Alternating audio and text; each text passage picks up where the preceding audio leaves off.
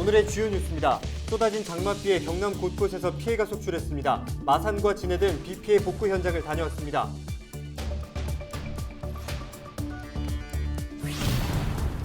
일제강점기 밀양경찰서에 폭탄을 투척하고 28살 형장의 이슬로 사망한 최수봉 의사가 순국 100주기를 맞았습니다.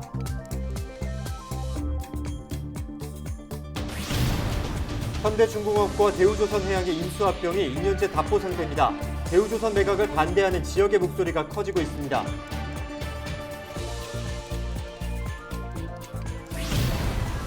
(8일) 낮 창원시 의창구 정병터널 입구에서 달리던 SUV 차량에 불이 났습니다. 다행히 인명피해는 없었습니다.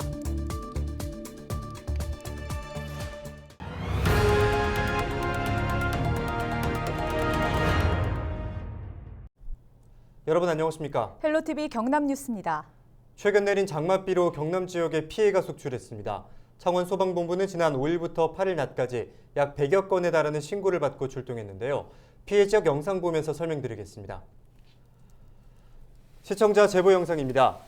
7일 밤 창원시 마산 하포구 진동면의 한 식당 주변입니다. 건물 뒤편으로 물이 쉴 새 없이 쏟아져 내려오고 있는 모습입니다. 온통 흙탕물입니다. 마치 작은 강처럼 변했는데요. 원래 아스팔트 도로였는지 알 수 없을 정도입니다.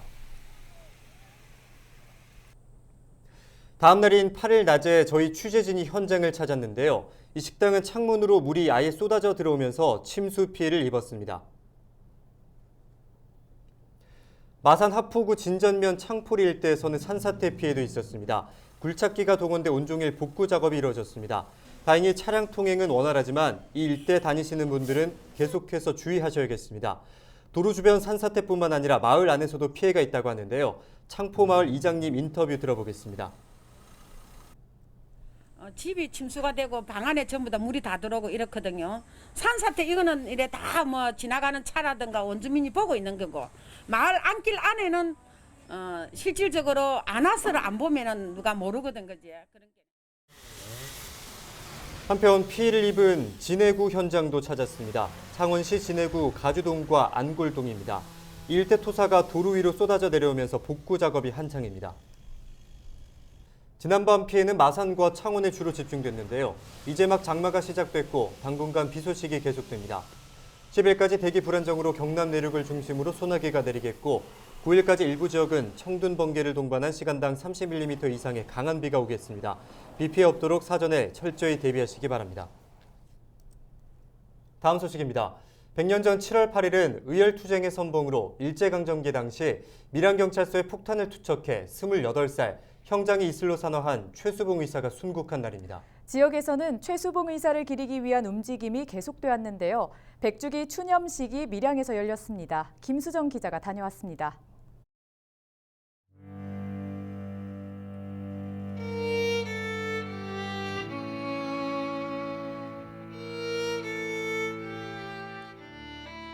(1920년 12월 27일) 일제에 항거하며 밀양경찰서에 폭탄을 투척한 최수봉 의사. 1921년 7월 8일 28살의 꽃다운 나이에 형장의 이슬로 생을 마감했습니다. 올해는 최수봉 의사가 순국한 지 딱 100년이 됐습니다. 독립을 향한 구국혼이 많이 널리 알려지고 있습니다. 이것이 계속 추모 행사가 계속 이어지면 많은 사람들이 우리 최수봉 의사의 구국 정신을 이어받지 않을까 하는 바람이 있습니다. 의열투쟁의 선봉인 최수봉 의사를 기억하기 위한 움직임은 그동안 계속돼 왔습니다. 정부는 1963년 3월 대한민국 건국 훈장 독립장을 추서했습니다. 2002년에는 성균관 유도회 밀양시 지부 상남면 지회에서 최수봉 의사 추모 기념비를 세웠고 2008년 마산 보훈지청이 국가 현충시설로 지정했습니다. 최수봉 의사의 애국정신을 알리기 위해 밀양청년회가 매년 순국일인 7월 8일 추모제를 열어 그를 기리고 있습니다.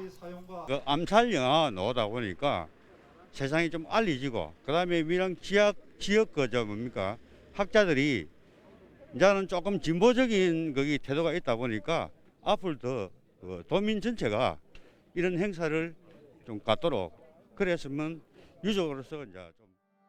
일제강점기 자신보다 조국을 위해 몸을 던져 희생한 위대한 독립운동가들. 7월 8일 밀양 최수봉 의사의 순국 100주기를 맞아 우리 모두 이들의 숭고하고 피 끓는 애국심을 다시 한번 기억해야 합니다. 헬로티비 뉴스 김수정입니다. 현대중공업과 대우조선해양의 인수합병이 2년째 제자리 걸음을 걷고 있습니다. 시간이 흐를수록 대우조선해양 매각을 반대하는 지역의 목소리가 커지고 있는데요. 최근에는 경남 조선산업의 붕괴로 이어질 것이라는 우려까지 제기되면서 반대 여론이 확산되고 있습니다. 보도에 표영민 기자입니다.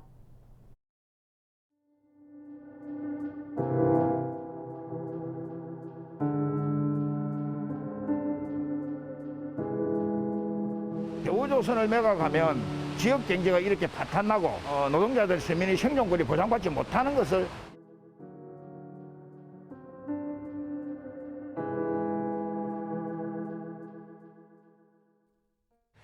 대우조선해양 정문화. 지난 2019년 5월부터 거제 시민들은 대우조선해양 졸속 매각을 반대하며 천막농성에 들어갔습니다. 찌는 듯한 무더위와 겨울의 칼바람을 견디며 어느덧 2년. 여전히 시민들은 자리를 지키고 있습니다. 새 주인을 찾는 일이 잘못된 일이냐며 손가락질하는 사람도 있었지만 지역 경제의 버팀목인 대우조선을 지키겠다는 일념으로 농성을 이어가고 있습니다. 대한민국의 조선산업의 발전을 위해서도 좀 합리적 대안을 찾아낼 수 있도록 지역민과 노동자 같이 함께 상생해서 대우조선 매각을 어떻게 하는 것이 지역 경제에도 도움이 되고 대한민국 조선산업에도 도움이 되는가를 좀 제발 좀 고려해 주시기를 간절히 바랍니다. 거제에서는 벌써 지역 경제가 휘청거리고 있다는 우려 섞인 목소리가 나오고 있습니다. 지난 2년 동안 일자리를 잃은 조선업 노동자는 8천여 명, 하청업체의 폐업도 줄을 잇는 상황입니다. 지난달에는 참다 못한 시민들이 거리로 나섰습니다. 구조조정은 당연히 불을벗이 따라올 것이고 그렇게 되면 직간접적으로 종사하고 있는 80%의 시민들이 입는 피해는 상상을 못할 정도로 많을 것이다. 그리고 여기 대우조선을 근역으로 삼는 아주나 옥포, 장성포는 폐허가 된 어떤 도시로 변하지 않을까 그렇게 생각합니다. 현재 대우조선과 현대중공업의 인수합병은 코로나19와 유럽연합의 기업결합심사 지연 등의 이유로 더디기만 합니다. 매각 과정이 길어질수록 생존 위기에 놓인 경남의 조선기자재 업체들의 속은 타들어갑니다.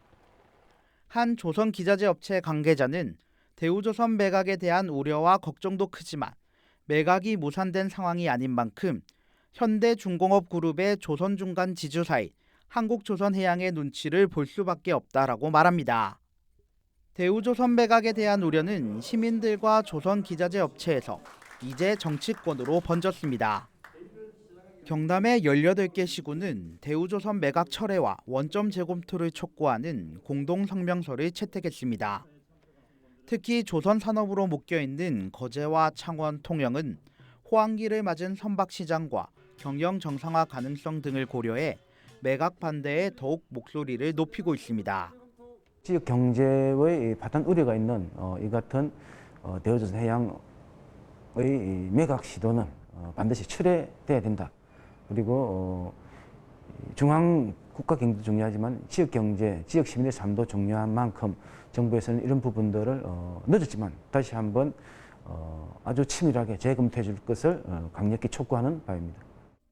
대우조선과 현대중공업의 인수합병을 두고 시민들과 조선기자재 업체, 정치권에서 반대와 우려를 쏟아내고 있지만 산업은행은 이를 비웃듯 지난 6월까지였던 대우조선해양의 인수계약 기한을 3개월 연장했습니다.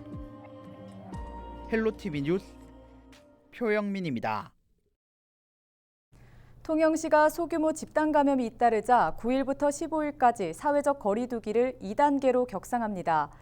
2단계에서도 8명까지 사적 모임은 가능하지만 유흥시설과 노래 연습장은 12시면 문을 닫아야 하고 식당과 카페는 12시 이후 포장 배달만 허용됩니다. 지난 1년 6개월 동안 62명에 불과했던 통영의 코로나 확진자 수는 최근 열흘 사이 17명이 늘어 79명을 기록하고 있습니다. 8일 오후 1시 35분쯤 창원시 의창구 정병터널 입구에서 SUV 차량에 불이 났습니다. 운전자는 다행히 갓길에 차를 세우고 빠져나와 인명피해는 없었습니다. 불은 SUV 차량을 완전히 태우고 20분 만에 꺼졌는데요. 경찰과 소방당국은 운전자 진술을 토대로 정확한 화재 원인을 조사 중입니다. 변관용 거제시장이 민선 7기 3주년을 기념해 8일 러브스토리인 거제 토크 콘서트를 열었습니다. 온 오프라인으로 동시에 열린 이번 행사는 변 시장이 지난 3년간의 시정 성과를 직접 발표하고 시민들이 정책이나 제한 사항을 건의하는 방식으로 진행됐습니다. 이날 변 시장은 남은 임기 1년은 초심으로 돌아가 주요 공약을 마무리하고 시민을 위한 정책 발굴에 노력하겠다고 밝혔습니다. 시민 여러분들을 주인으로 모시는 그런 겸한 자세로 남은 임기를 최선을 다해서 남은 사업들 마무리 잘 하면서 우리 지금 1,500 직원들과 함께 해 나가도록 하겠습니다.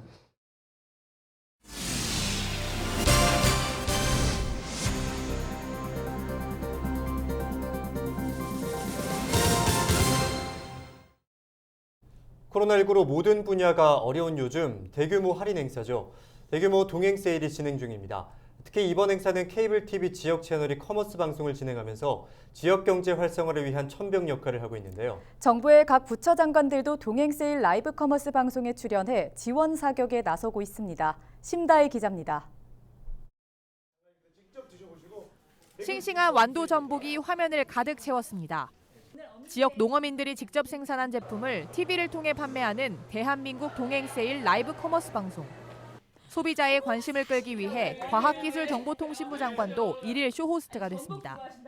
익숙하지 않은 방송 출연에 대한 어색함도 잠시, 노릇노릇한 전복구이를 맛보며 흥이 돋습니다. 쫄깃쫄깃하죠. 네, 전복이 정말 쫄깃하고 신선하고 식감이 정말 좋습니다. 대한민국 동행 세일은 코로나19 경제 위기를 극복하고 내수를 촉진하기 위한 대규모 할인 행사입니다.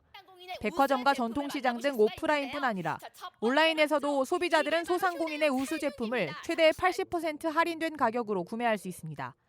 케이블 TV 지역 채널은 다양한 지역 특산품을 하루 3시간 3회에 걸쳐 실시간 판매하고 있습니다. 앞서 과기정통부는 케이블 TV가 지역 채널에서 상품 소개 방송을 할 수 있도록 규제를 완화했습니다.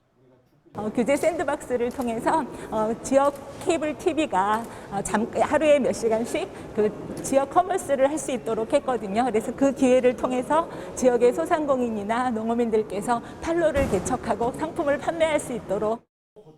특히 대형 쇼핑몰이나 홈쇼핑 채널에 입점하기 어려운 연매출 4억 원 이하의 지역 중소기업과 소상공인을 대상으로 하는 만큼 의미가 더 큽니다.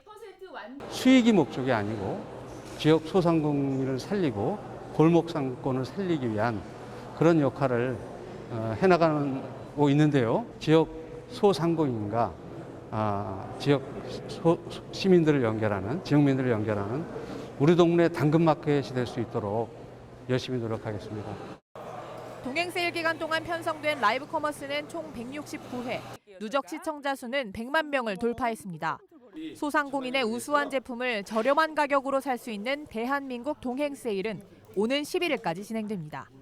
헬로티비 뉴스 신다혜입니다. 내년부터 특례시가 되는 고양과 수원, 용인, 창원시의 시장과 지역구 국회의원들이 실질적인 특례 부여를 지원해달라고 촉구했습니다.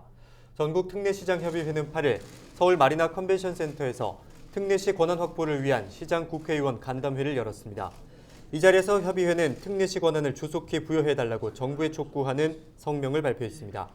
특히 이들은 지방자치법 전부 개정안이 통과된 지 6개월이 지났지만 밑그림을 그리고 준비하는 중앙정부 기관은 없다며 이름뿐이 특례시가 되지 않을까 곳곳에서 우려가 나온다고 지적했습니다. 이어서 특례시 사무특례 규정을 마련하고 범정부 차원의 특례시 전담기구를 설치해 줄 것을 정부에 촉구했습니다. 인간으로부터 버림받은 유기견들이 들깨떼로 변신해 피해를 주고 있습니다.